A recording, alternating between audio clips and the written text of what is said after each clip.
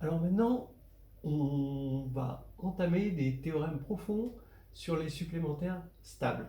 Donc bon, je ne vais pas être hyper précis dans les preuves, je vais vous laisser aller sur les nouvelles histoires hédonistes de groupes et de géométrie, le chapitre 3, si vous voulez des détails, hein, et vous regardez le chapitre du théorème la section du théorème de décomposition de Frobenius.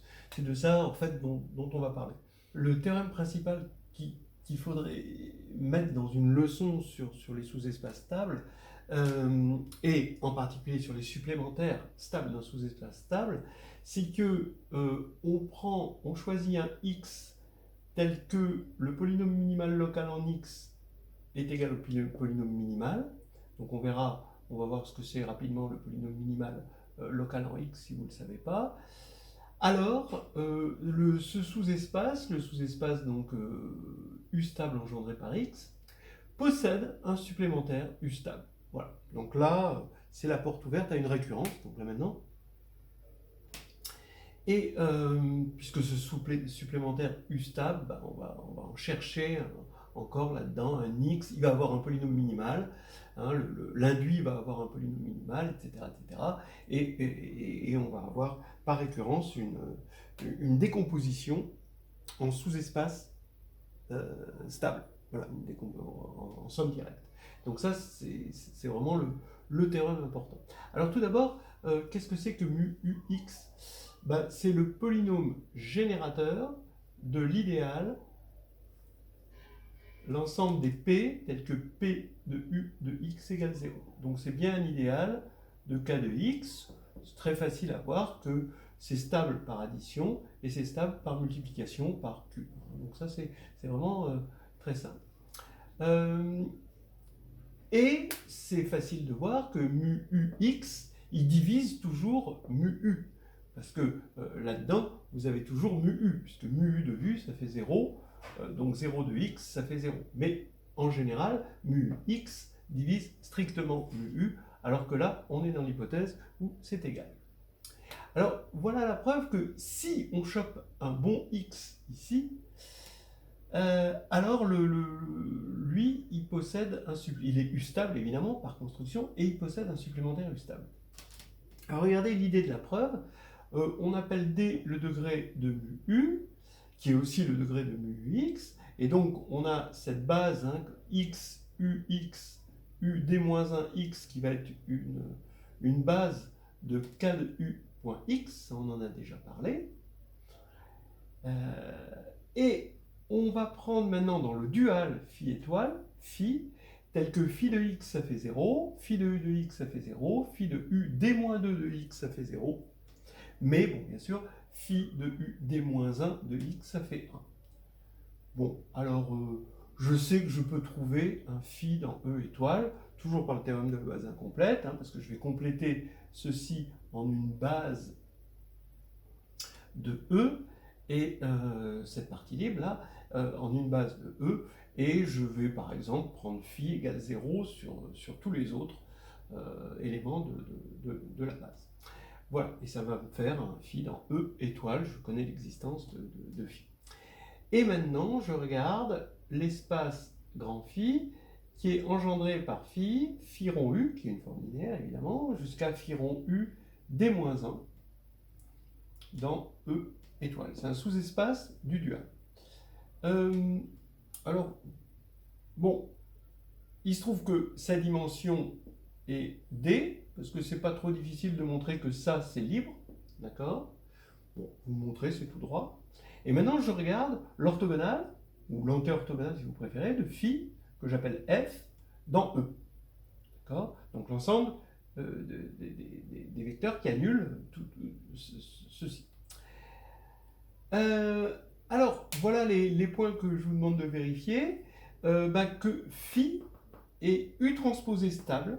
Alors ça, c'est pas tout à fait évident, et c'est ça qui demande, vraiment, où ça demande d'être précis là-dessus. Parce que quand vous allez passer phi par U transposé, là vous allez avoir U transposé phi, mais c'est phi rond U, donc c'est bon. Mais là, quand vous allez avoir U transposé phi rond U d-1, c'est phi rond U d. Mais comme mu U est de même degré et de degré D, eh bien, vous allez avoir que UD va s'écrire en fonction des autres. Et c'est ça qui est important là-dedans.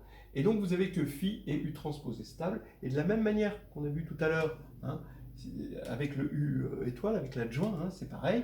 Si phi et U transpose est stable, eh ben, son orthogonale, F, est U stable. Voilà, ça c'est quelque chose qu'il faut savoir démontrer, qu'on a montré dans le cas d'un hermitien tout à l'heure. Bon, c'était pas dans le cadre du dual, mais ça marche très bien.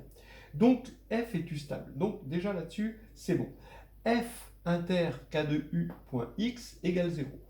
Bah, vous prenez tout simplement un élément là-dedans, vous le décomposez dans cette base, et vous dites qu'il est orthogonal à tous ces éléments-là. Et c'est facile de voir par récurrence que tous ces coefficients sont nuls, ça c'est très facile. Donc vous avez 0. Et puis maintenant, eh ben, la dimension de f, bah, c'est n moins la dimension de phi, et comme ça c'est libre, bah, c'est n moins d.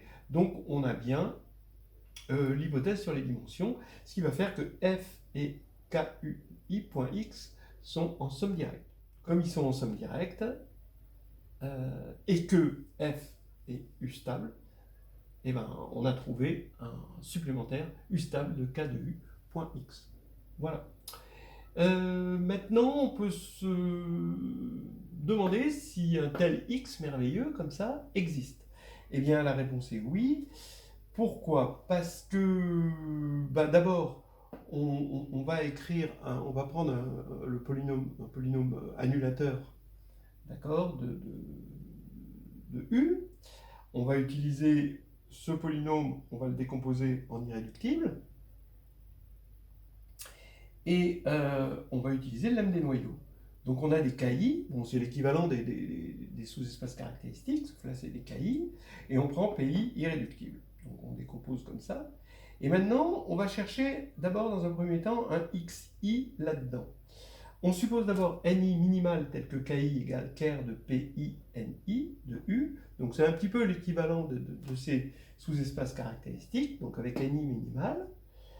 Maintenant, supposons que pour tout x dans KI, PI ni-1 de U de x est égal à 0. Bon, bah dans ce cas-là, ça voudrait dire, puisque c'est vrai pour tout x dans KI, bah, que KI serait égal, hein, à ker de PI ni-1 de U. Oui, d'accord? Donc ce qui veut dire que finalement, il va exister un xi tel que pi ni-1 de u de xi est différent de 0. Forcément. C'est la minimalité de ni, hein, qui nous a donné ça. Ce xi là, son polynôme minimal local, il divise forcément PI NI.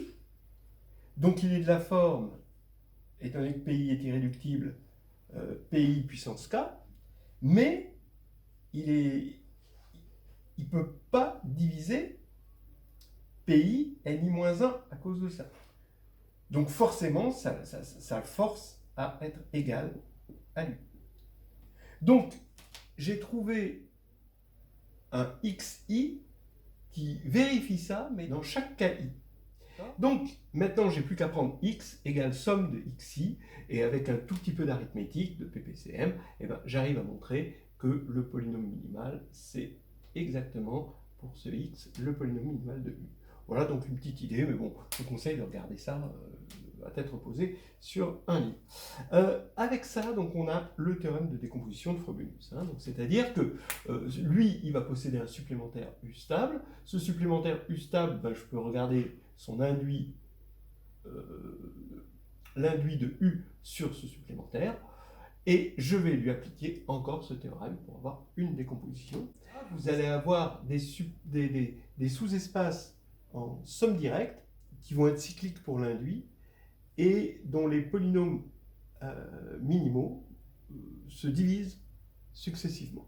Alors ça fait vraiment penser au théorème de structure. En fait, vous regardez le théorème de structure des groupes abéliens finis, c'est exactement pareil. En fait, c'est la même idée. C'est-à-dire que on montre par récurrence que si on arrive à trouver un élément dans le groupe abélien fini dont l'ordre est exactement l'exposant du groupe, alors il va posséder un supplémentaire.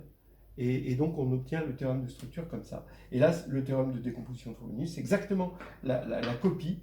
Et en plus de ça, on a une certaine unicité, pas de la décomposition, mais des polynômes qui se divisent entre eux et qui interviennent dans la décomposition, qu'on appelle les polynômes invariants de similitude, associés à U. Voilà.